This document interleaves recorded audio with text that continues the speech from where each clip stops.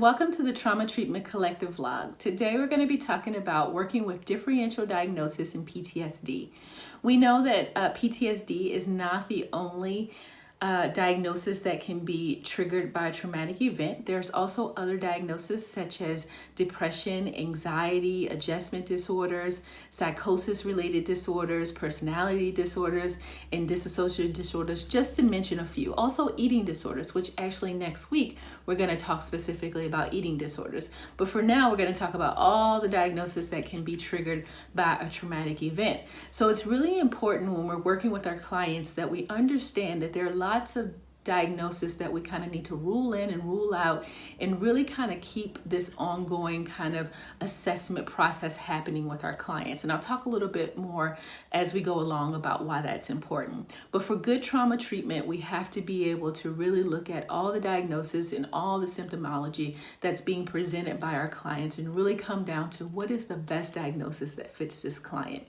My experience has been I like to tell clients that I have a number of hypotheses in my back pocket. That's kind of how I like to say it. There's tons of things back there that I'm thinking, this may be a reason, this may be a reason, this may be what's going on, this may be what's going on. But as we get to know each other, as we get to work together, I'm going to start ruling those diagnoses out, or those hypotheses out. I'm going to start throwing things out that no longer fit. And eventually we're going to whittle down to the one thing that fits the most, or the couple of things that fit the most, because sometimes it's not always one thing. And so my thought is as I'm working with clients, that's a really great idea and a really great way of working if we don't have factors like insurance kind of breathing down our necks and saying, hey, we need a diagnosis first intake. If we do have that situation going on where we're using insurance or we are billing insurance for the services that we're providing to our clients, it's really important that we kind of try to take as much information as we can and gather as much information as we can and make the best diagnosis, but knowing that eventually or in the future, that diagnosis may change, and that's okay. That doesn't mean you misdiagnosed. That just means you made the best diagnosis with the information you had. But as things unfolded in the work with your client, you realized that there was a better diagnosis that fits this client. So there's three things I want you to consider when you're thinking about differential diagnosis and PTSD.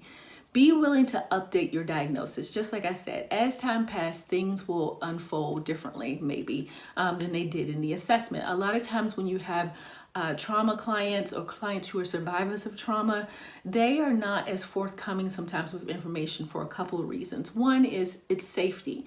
Maybe they don't feel safe yet. They're just meeting you for the first time.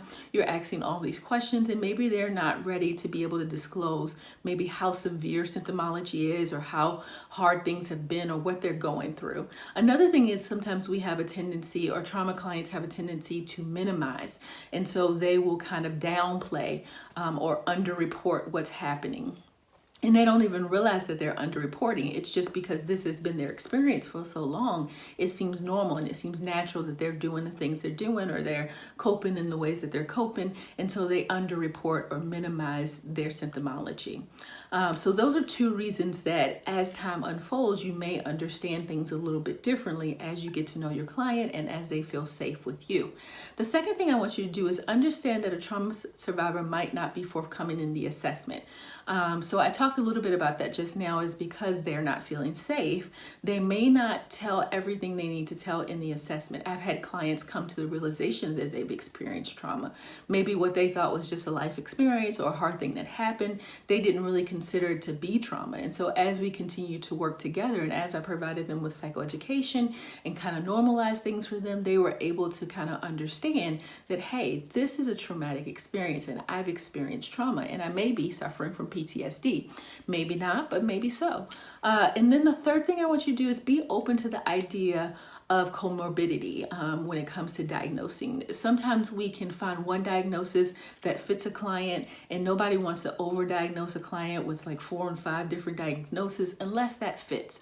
So be willing to kind of think of, are there kind of diagnoses that are running together for my client? Are there things that would really help me capture what's really going on with my client that's going to fall under multiple diagnoses. And so, knowing that that might be an option too is really helpful.